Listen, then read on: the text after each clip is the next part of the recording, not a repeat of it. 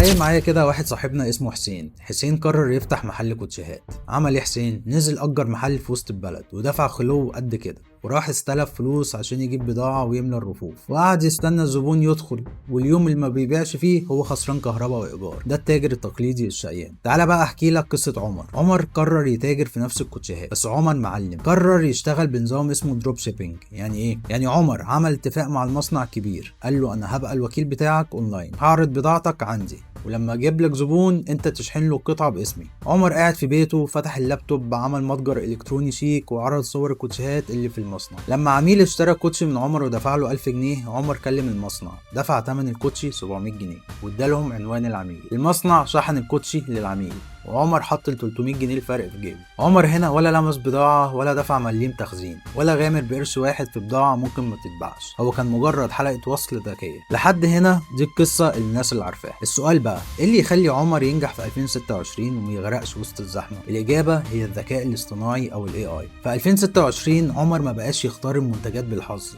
عمر معاه AI ايجنت عامل زي الجاسوس في السوق. الاي اي بيدخل يحلل ملايين المنتجات ويقول لعمر يا ريس الكوتش ده هو اللي هيفرقع الاسبوع الجاي عشان طالع ترند في اوروبا دلوقتي.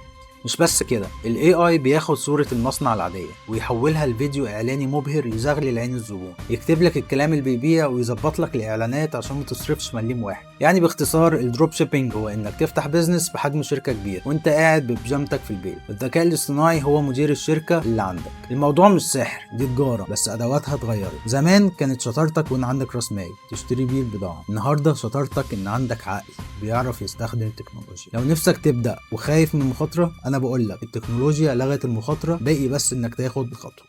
الخبر الحلو اللي انا عملت لك كورس عن التجاره الالكترونيه ودروب شيبينج، هعلمك ازاي تعمل متجر الكتروني، ازاي تعمل ماركتنج باستخدام الاي اي.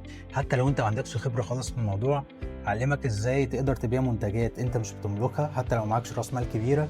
هعلمك ازاي تتواصل مع الموردين او مع المصانع عشان تبتدي تعمل المتجر الالكتروني بتاعك وتقدر تبيع في اي حته، سواء في مصر، في الخليج، في اوروبا، في امريكا.